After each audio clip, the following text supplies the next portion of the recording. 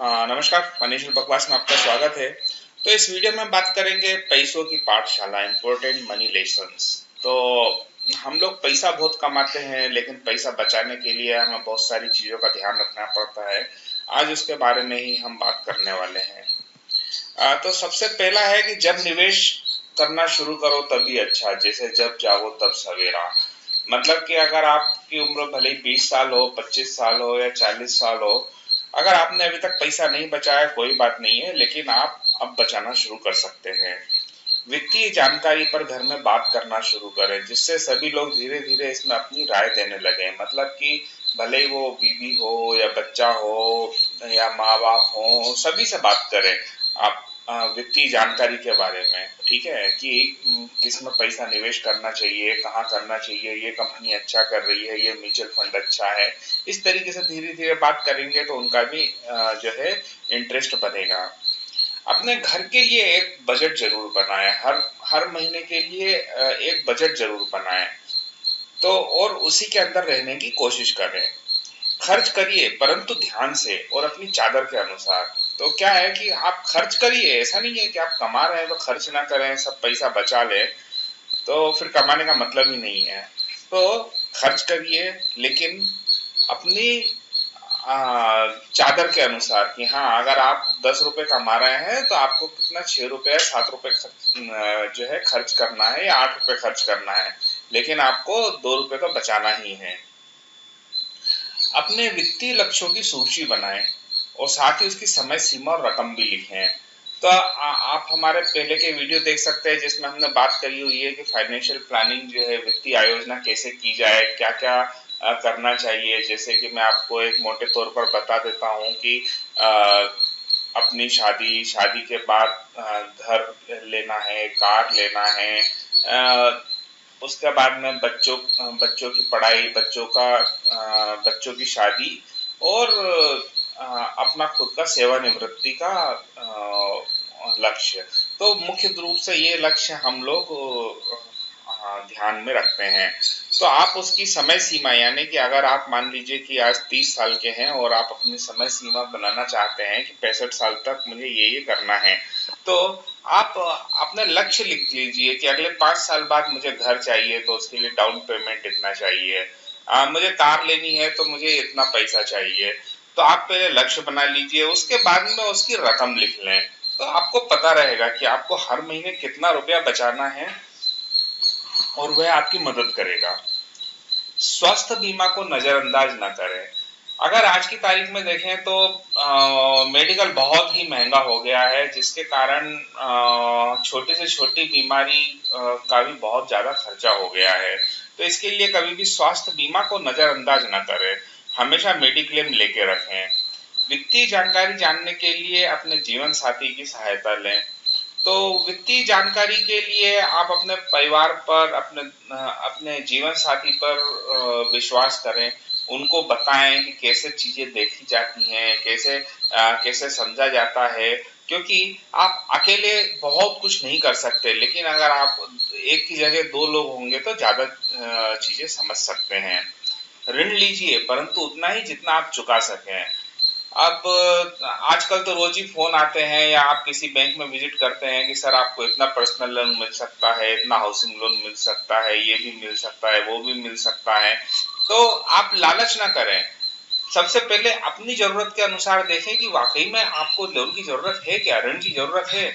अगर ऋण की जरूरत है तो आप लोन उतना ही लें जितना आप चुका सके। अगर मान लीजिए आपकी सैलरी 10,000 रुपए है, तो सामने वाला तो आपको 1 लाख रुपए का ऋण दे देगा, लेकिन क्या आप में उसको 1 लाख रुपए का ऋण चुकाने की ताकत है 10,000 रुपए महीने की सैलरी से? तो पहले आपको वो देखना है कि आप, ऐसा ना हो कि आप ऋण की किस्त चुका दें और उसके बाद में अपने लिए घर पे खाने पीने के लिए कुछ ना बचे। अपने बुरे समय के लिए धन और बीमा दोनों करवा कर रखें।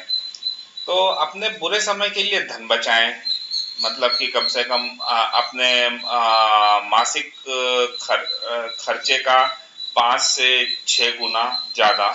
और मतलब कि अगर 10,000 रुपये आपका मंथली खर्चा है, तो आपके आपके पास कम से कम 50-60 हजार रुपया होना चाहिए जिससे आप खर्च कर सकें। और बीमा, तो जीवन बीमा, उसके बाद में पर्सनल एक्सीडेंटल इंश्योरेंस, स्वास्थ्य बीमा, आप ये सब करवा के रखें।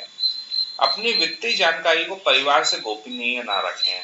तो परिवार में आप अपने बच्चों को, अपनी बीवी को बता के रखिए कि जीवन साथी को बता के रखिए कि हमने कहाँ कहाँ निवेश किया हुआ है, क्योंकि जिंदगी जो है हम कहीं लिखवा के नहीं लाए हैं कि हम अमर हो जाएंगे, कभी भी कुछ भी हो सकता है।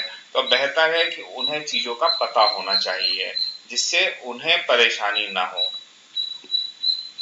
छोटे से निवेश से शुरू करें, परंतु अपने वित्तीय लक्ष्य को प्राप्त करने के लिए प्रयासरत रहे।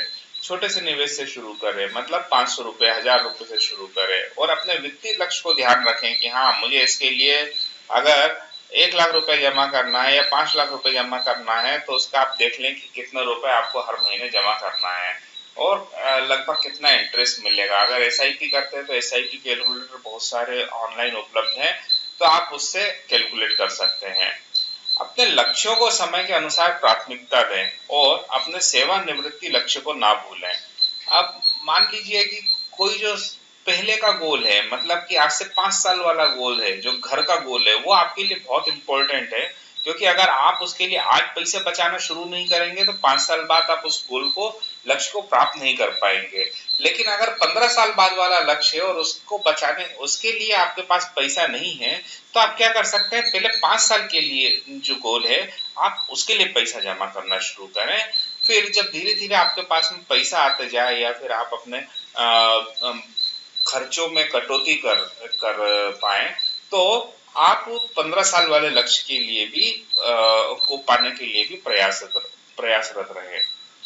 आयकर में मिलने वाली सारी छूट का फायदा लें। बहुत सारे लोग क्या करते हैं, पढ़ते नहीं है, लिखते नहीं है, किसी से राय नहीं लेते हैं और 80C और 80D में भी कुछ फायदा नहीं उठाते हैं और वो जो है पूरा का पूरा इनकम टैक्स को पैसा दे देते हैं। तो वो गलत है। तो आप अपनी जितनी ज्यादा से ज्यादा हो सके आप इनकम टैक्स का फायदा उठाएं। अपनी अन्य आय का साधन बनाएं, मतलब कि अगर आप जॉब करते हैं तो जॉब के अलावा, अगर आप व्यापार करते हैं तो मेन जो जो भी आपका बिजनेस है उस स्ट्रीम के अलावा कुछ और आय का साधन बनाएं।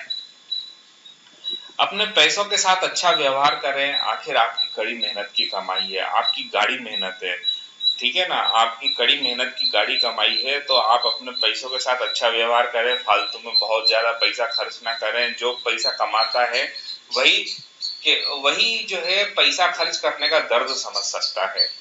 अपने वित्तीय व्यवहार को सरल बनाएं और सारी जानकारी एक जगह रखें, मतलब कि आप जानकारी जो है जुटाकर एक एक्सेल फाइल में रख दें या फिर किसी को मेल कर दें, अपने जीवन साथी को ईमेल कर दें, या फिर किसी कागज पर लिख दें, एक डायरी मेंटेन करें। तो ये सारी जानकारी बहुत पारदर्शिता पूर्ण होनी चाहिए अपने घर वालों के साथ में।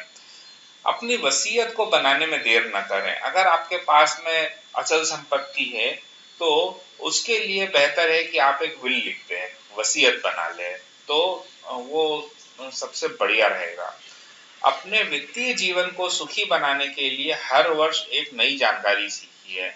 अगर आप फाइनेंशियल प्लानिंग में अच्छी चीजें सीखना चाहते हैं तो हर वर्ष एक नई चीज सीखिए। आप ये मत सोचिए कि मैं सारी चीजें कैसे सीखूंगा, आपको सारी चीजें सीखने की जरूरत ही नहीं है। आपको हर वर्ष केवल एक चीज सीखना है। आपने सोच लिया कि इस वर्ष में केवल बीमा सीखूंगा, तो बीमा में जीवन बीमा है, एक्सीडेंटल पॉलिसी है यानी कि दुर्घटना बीमा है, और स्वास्थ्य बीमा है, मेडिक्लेम। तो आप ठान लीजिए कि मुझे इन तीनों बीमा के बारे में तह तक जाना है, सारी चीजें पता करना है। तो जब आप अगर ऐसा सोच लेंगे तो आप ऐसा करते रहे, आप कर पाएंगे। अगले साल सोच लीजिए कि मैं केवल म्यूचुअल फंड सीखूंगा, उसके अगले साल सोच लीजिए कि मैं केवल शेयर मार्केट में ये सीखूंगा, उसके अगले साल, मतलब इस तरीके से अपने जो है हर वर्ष एक नई जानकारी सीखते रहिए। और हमारे ब्लॉग वित्तगुरु.com और यूट्यूब चैनल फाइनेंशियल बकवास को पढ़ते सुनते रहें। हम जो है नई नई जानकारियां और हमारे व्यूज जो हैं इसमें बताते रहते हैं। तो अगर आपने अभी तक हमारे चैनल को सब्सक्राइब नहीं किया है तो नीचे सब्सक्राइब बटन दे रखा है, आप उससे सब्सक्राइब कर सकते हैं। घंटी पर क्लिक करेंगे तो आपको नोटिफिकेशन मिलता रहेगा। हमारे वीडियोस को लाइक करिए, शेयर करिए, जिससे ज़्यादा से ज़्यादा हिंदी जानने वाले लोगों तक ये हिंदी में जो हम जानकारी पहुंचा रहे हैं वो पहुंचे। धन्यवाद।